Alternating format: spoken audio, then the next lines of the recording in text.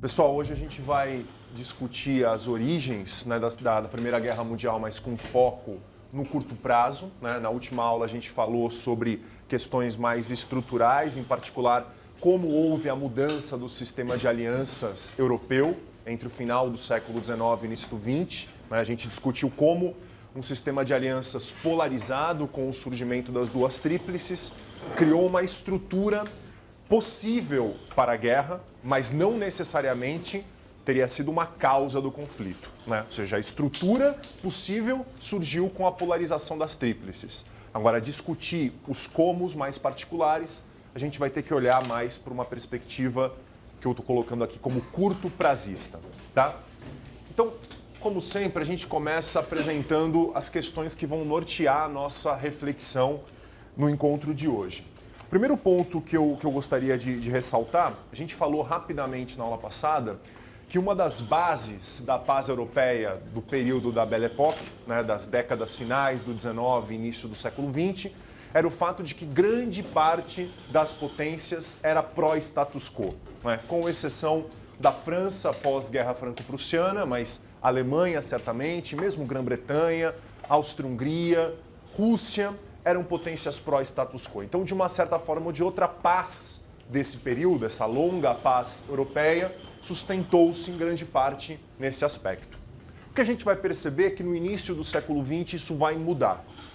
Algumas das grandes potências vão começar a atuar deliberadamente contra alguns aspectos do status quo. A gente vai discutir quais aspectos especificamente. E isso, é claro, vai trazer instabilidades. Instabilidades que dentro dessa estrutura polarizada de alianças vai permitir e vai desencadear o conflito mundial, né?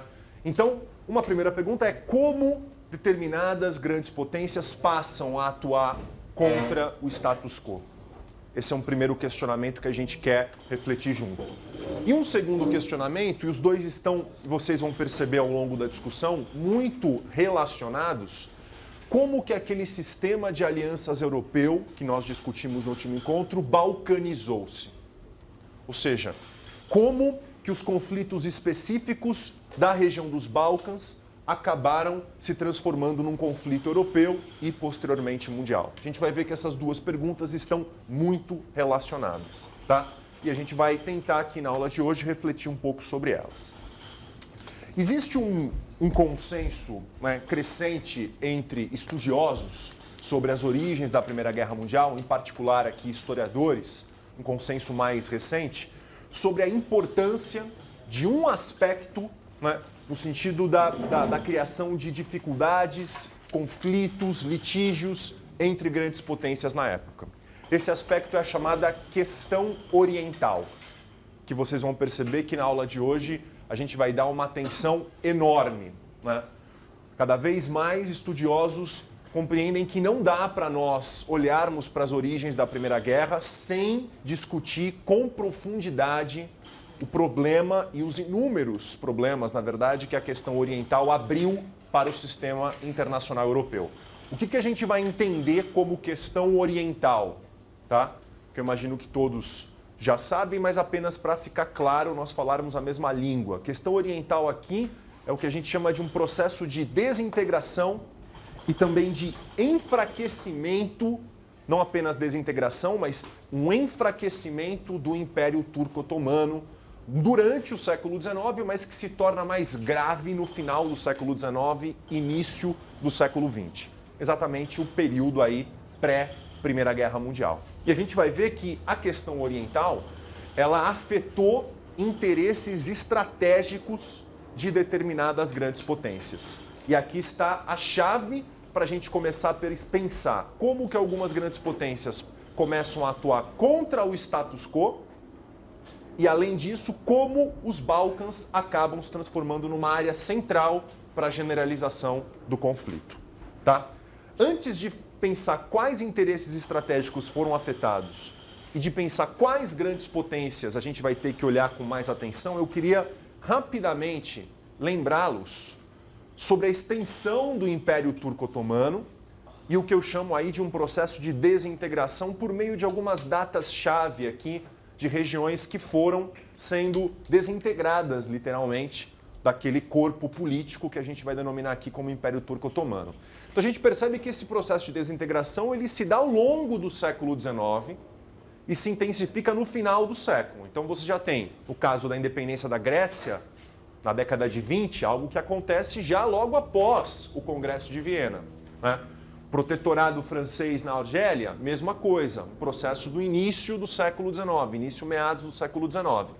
Agora, o que mais interessa para a gente é o processo de desintegração do Império Turco-Otomano na Europa. Esse é o ponto que mais interessa para a gente, ou seja, nos Balcãs. E quando você olha para os Balcãs, você percebe que grande parte dos países ali dos Balcãs, o caso da Sérvia, o caso da Bósnia, o caso da Albânia, Montenegro, é um processo de independização bem recente. Bem recente, evidentemente, tendo em consideração o início da Primeira Guerra Mundial. Anos 70 do século XIX, ou até, no caso da Albânia mesmo, um ano antes da ocorrência do conflito. Tá? Então, a questão oriental que nós estamos aqui discutindo é não só a desintegração do Império Turco-Otomano, mas, em particular, as perdas otomanas no continente europeu. Isso é um ponto central para a gente, porque é o que vai afetar interesses estratégicos de determinadas grandes potências. Aí você me pergunta, quais grandes potências são diretamente afetadas por essa desintegração, por esse processo de desintegração? Duas são diretamente afetadas. E não à toa, as duas estão diretamente relacionadas ao início da Primeira Guerra Mundial, né? O palco começa exatamente envolvendo essas duas. Estamos falando, né, como vocês certamente já perceberam, da Áustria-Hungria e da Rússia. Tá? A desintegração do Império Turco-Otomano, sobretudo na Europa, nos Balcãs, abria um vácuo de poder na região que gerava problemas estratégicos muito graves, tanto para Viena quanto para São Petersburgo. Tá? Eu coloquei aqui duas opções extremas, evidentemente que é só para a gente refletir sobre essas duas opções extremas, não que elas de fato pudessem ocorrer, mas só para nós entendermos o que eu estou querendo dizer com interesses estratégicos sendo feridos. Na primeira opção extrema, a gente está supondo uma possibilidade de hegemonia austro-húngara nos Balcãs. E o que isso significaria para São Petersburgo?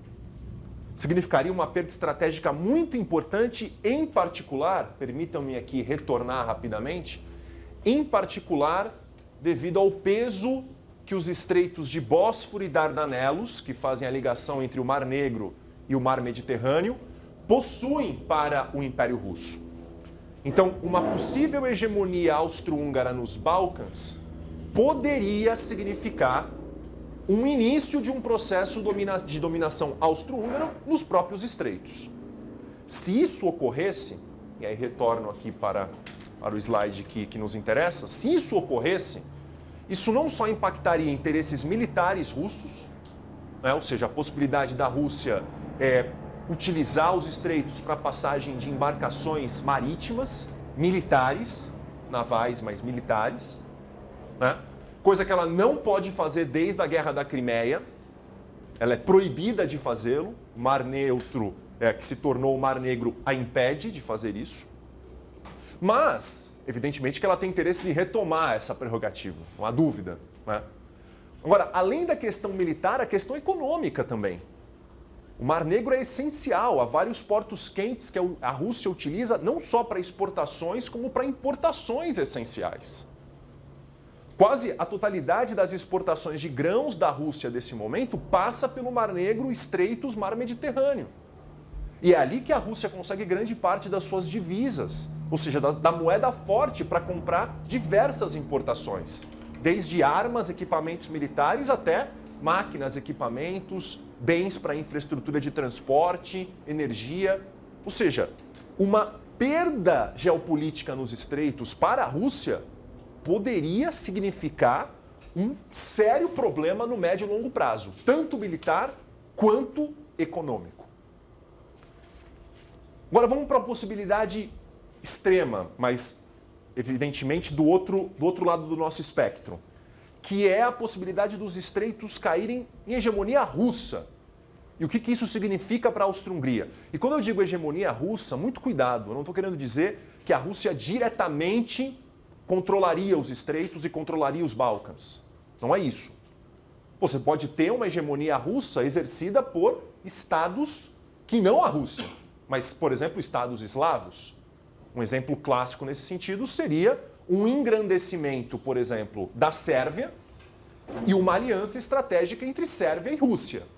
Isso seria visto por Viena claramente como algo bastante negativo, como uma hegemonia russa ali nos Balcãs. Então, quando eu digo hegemonia russa, entendam-me não necessariamente anexação territorial direta, mas você pode ter expansionismo de outros estados ligados, muito ligados geopoliticamente à Rússia. Isso para a Áustria-Hungria seria identificado como uma grande perda.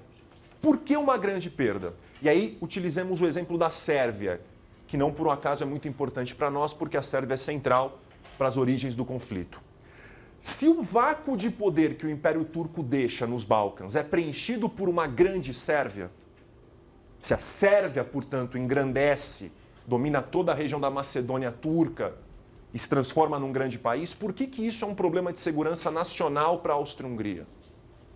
Porque a Áustria-Hungria é um império multinacional.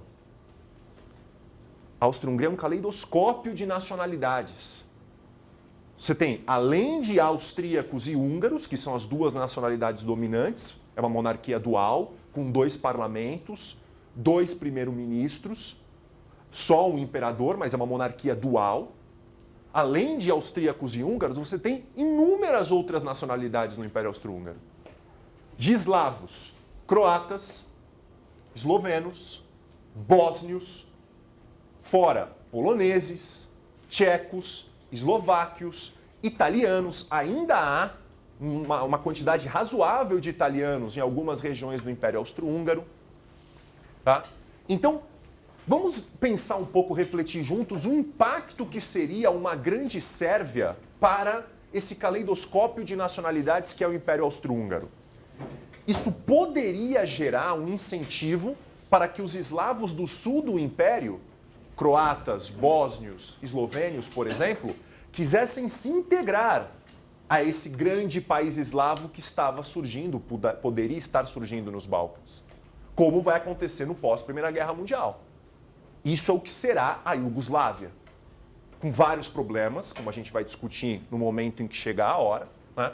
Mas a Iugoslávia vai reunir exatamente as áreas sul do Império Austro-Húngaro, povoadas por eslavos, e, em grande parte, a Sérvia. A questão é, se isso acontece, o grande medo de autoridades austro-húngaras é que você tenha a abertura de uma porteira para que outras nacionalidades também demandem a mesma coisa.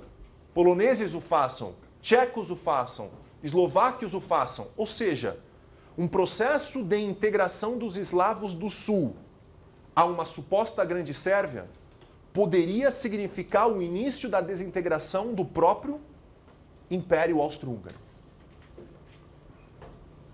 Então, não é algo pequeno, não é apenas um interesse estratégico. Nesse caso, a gente está podendo falar aqui de um império que pode, de fato, deixar de existir caso uma hegemonia russa, eslava, se faça valer, né, na região de vácuo de poder que o Império Turco deixar nos Balcãs.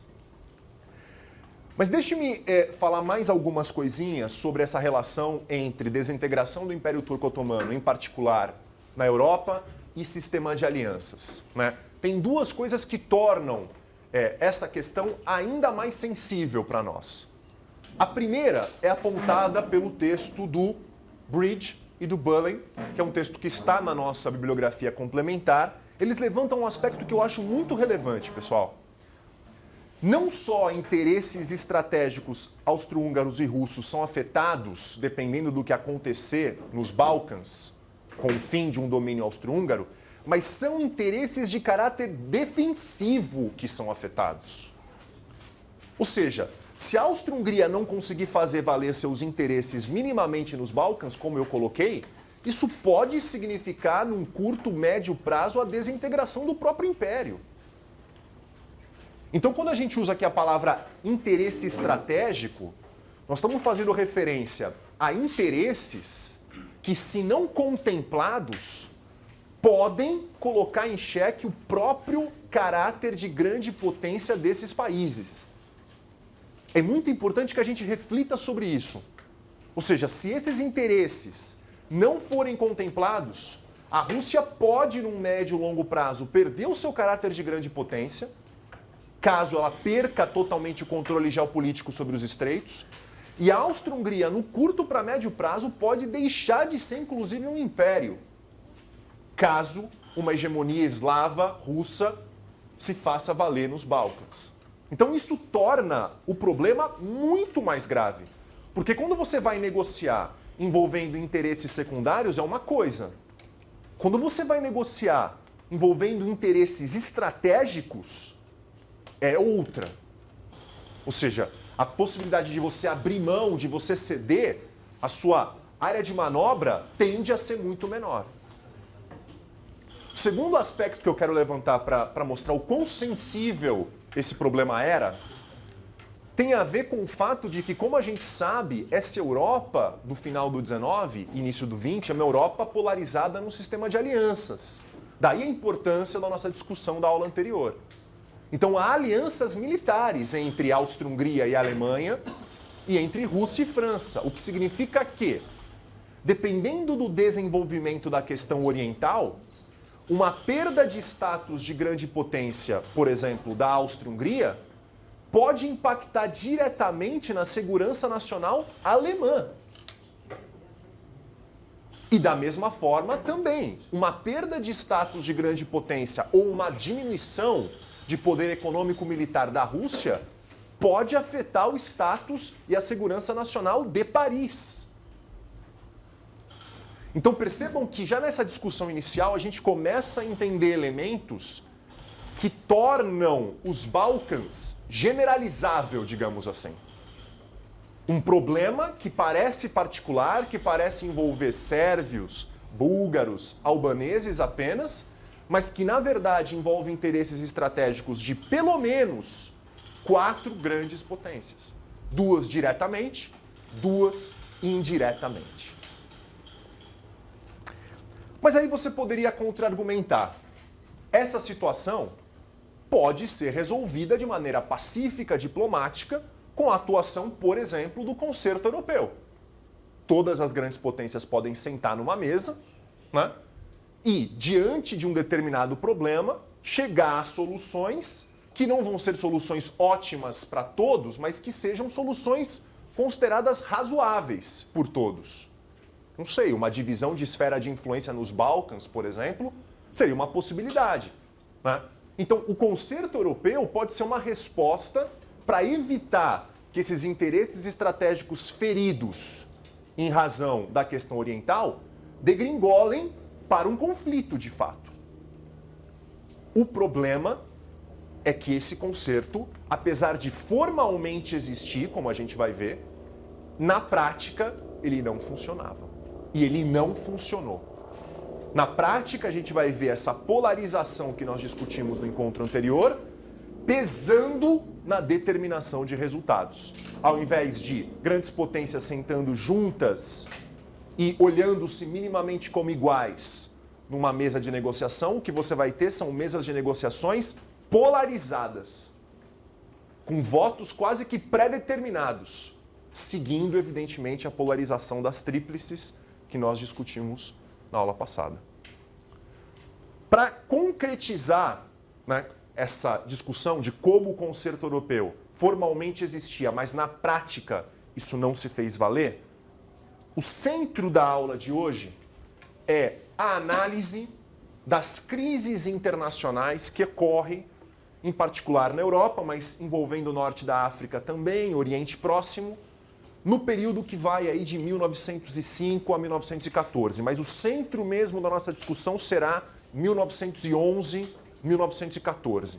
Mas a gente começa alguns anos antes.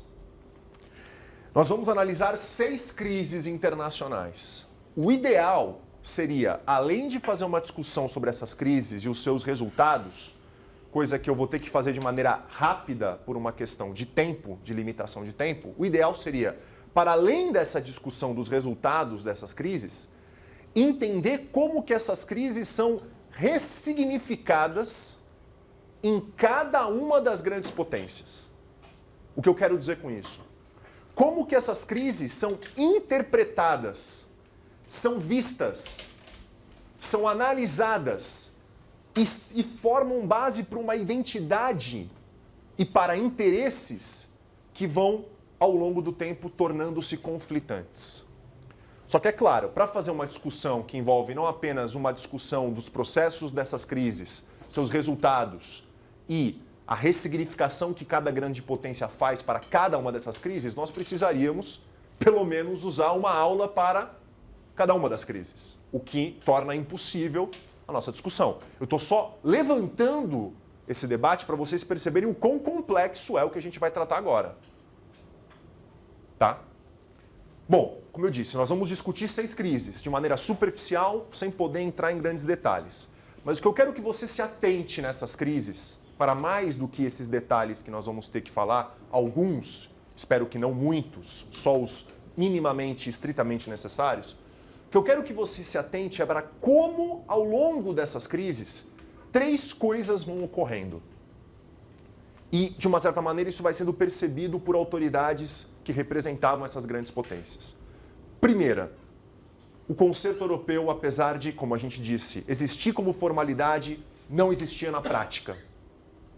Não dá para confiar no concerto europeu para resolver questões entre as grandes potências. Esse é um primeiro ponto importante. Segundo ponto importante, cada vez mais soluções diplomáticas vão perdendo espaço para ações ou demonstrações de força. Perceba a diferença. Ações ou demonstrações.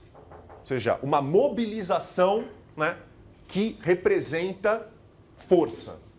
Cada vez mais isso vai acontecendo. E é claro que o fato de você ter legitimação de ações de força em detrimento, né, de soluções diplomáticas vai cada vez mais também incentivando grandes potências a se armar. Ou seja, uma corrida armamentista surge como decorrência da legitimação de ações de força em detrimento de soluções diplomáticas. Percebam que o ponto 2 e o ponto 3 que eu estou levantando aqui, eles se alimentam. Conforme mais ações de força são legitimadas, mais você tem incentivo a se armar. E essa corrida armamentista, por sua vez, gera, né, entre os seus efeitos, um problema sério de dilema de segurança entre as grandes potências. Quanto mais elas se armam, mais evidentemente elas tendem a se sentir inseguras e correm para mais armamentismo. Então, apesar dos detalhes, eu queria que vocês tentassem focar a atenção em como essas crises vão gradativamente reforçando esses 3 aspectos, cada uma à sua maneira. Quais são, então, as crises que nós iremos discutir?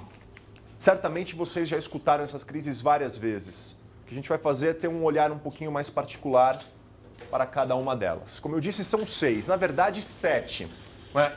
Mas a primeira, que são 2, nós iremos analisar como uma crise.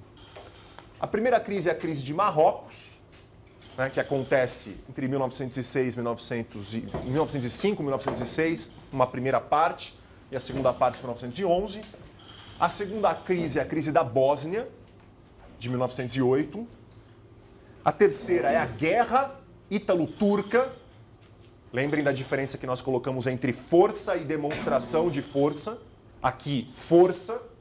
A guerra entre Itália e o Império Turco-Otomano, de 1911 a 1912.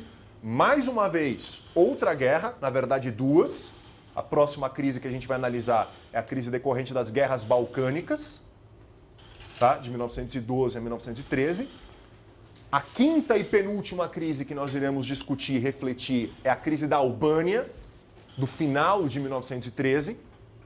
E a gente fecha a nossa discussão com a crise clássica que decorre do assassinato do arquiduque Francisco Ferdinando em 28 de junho de 1914, que é a crise que é o estopim para o grande conflito.